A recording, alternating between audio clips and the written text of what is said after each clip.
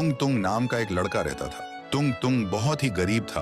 उसके माँ बाप बचपन में ही मर चुके थे। वो दूसरों के खेतों में काम करके अपना पेट पालता था।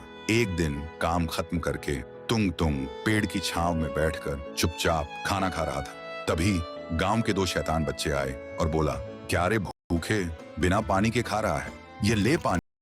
बिना शर्म किए उसके ऊपर सूसू कर दिया और दोनों हंस के चले गए। तुंग तुंग की जिंदगी एक जीता जागता नरक बन चुकी थी। एक दिन पास के गांव में एक बड़ा मेला लगा था। तुंग तुंग ने सोचा, अगर मैं मेले में जाकर कुछ बेच लूं तो शायद जिंदगी की तकलीफ थोड़ी कम हो जाए। फिर वो किसी से उधार पे बाइक लेकर रात के अंधेरे में निकल पड़ा। मगर कुछ दूर जाने के बाद एक तेज रफ्तार गाड़ी ने उसे कुचल दिया। उसका सिर सड़क पे कुचल गया था। उसका लाश रात भर वहीं रास्ते पर पड़ी रही और सुबह उसकी लाश के पास सारा गांव जमा हो गया। कोई कोई कह रहा था, अच्छा हुआ एक भूखा कम हुआ, वैसे भी जिंदा रह के करता क्या था। और फिर गांव वालों ने बिना शव संस्कार के उसकी लाश को नदी में बहा दिया। लेकिन तुंग तुंग की आत्मा को वो अपमान, वो बेइज्जती सब याद थी। फिर एक रात एक बच्चा सो रहा था। तभी वो अचानक चिल्लाने लगा, छोड़ दो मुझे, मत काटो, छोड़ दो। और सुबह उसका लाश एक पेड़ से उल्टा लटका मिला, बिना सिर के। पूरा गांव हिल गया, किसी को कुछ समझ में नहीं आया। फिर एक रात एक आवाज गूंजती है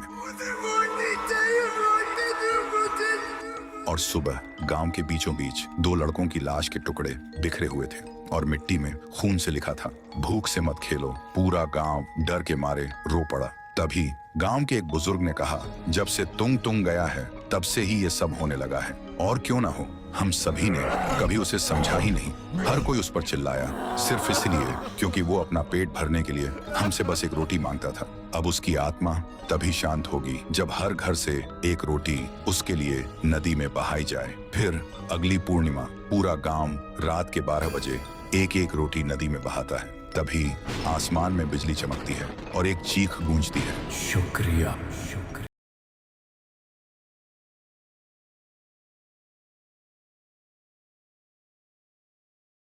कीने लगे थे। लेकिन हर पूर्णिमा को आज भी गांव के लोग डर के मारे एक एक रोटी उस नदी में बहाते थे। तो दोस्तों, भूख से बड़ी कोई बद्दुआ नहीं होती। कभी किसी को रोटी मांगते देखो तो हंसना मत, कमेंट करो, तुंग तुंग को खाना दो अगर तुम्हारा दिल अब भी जिंदा है।